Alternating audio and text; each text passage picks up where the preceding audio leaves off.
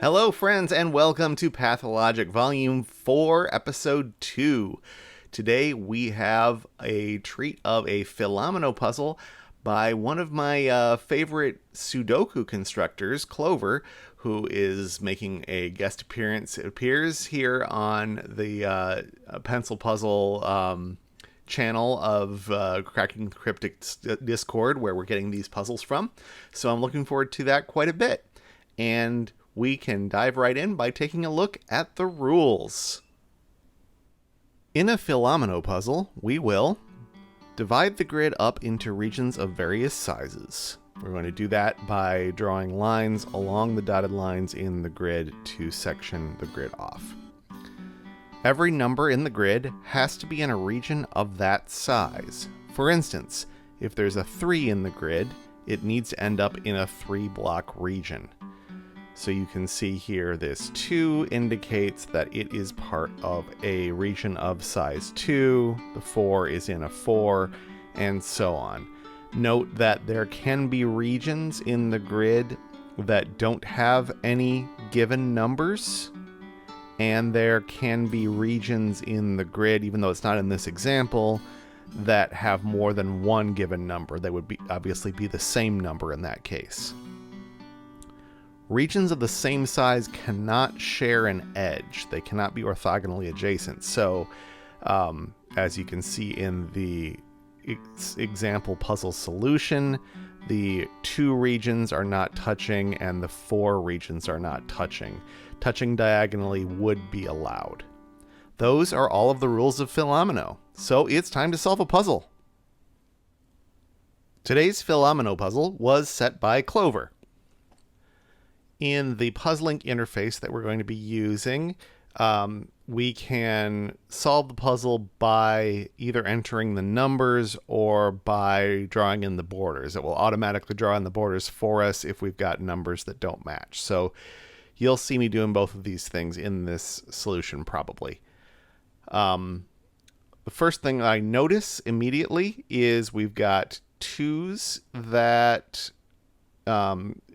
are set exactly one apart from each other, and they've got to each grow by a cell, but none of them can grow horizontally because then they would touch another 2 and make a 3-cell region. So the 2s have to go down, and you can just click and drag in this interface rather than having to draw rather than having to type the numbers or having to draw in the walls. So we can do that on all 3 of those.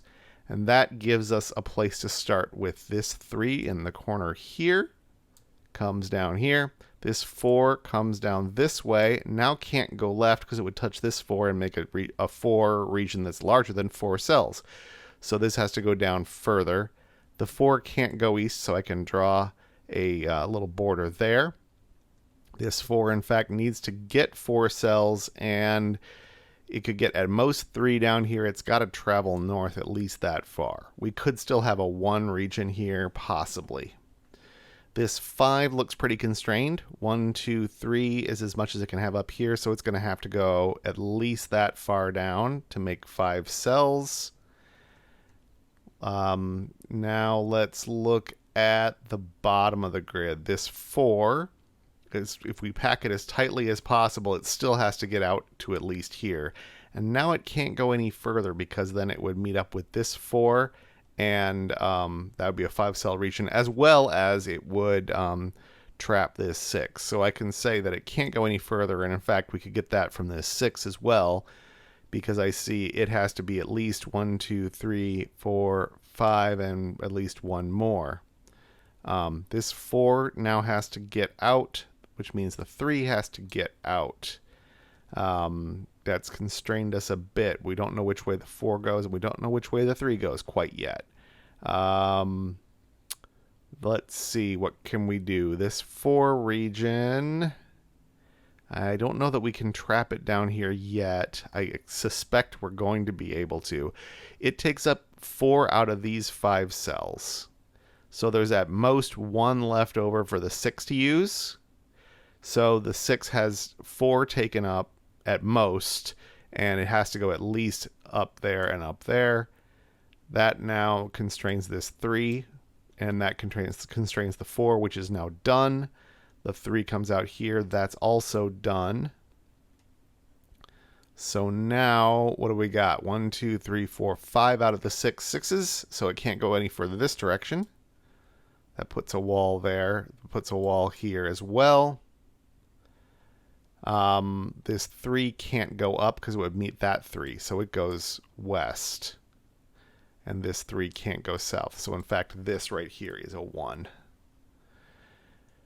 This 6 comes up like this. 1, 2, 3, 4. We've got 2 more 6s to fill in. No matter how we do that, we're going to have to at least use this cell and then one of these 2. This 3 does not travel north nor west because it would touch this 3. So I can put walls there. Now, this region... What do we know about this? It can't, these 2 can't be a region together because that would be a 2 and it would be touching another 2. So either this cell is part of a 3 region coming down here, or it's a single 1. This cell is either a 1 or a 3. Either way, this one's going to be a 3.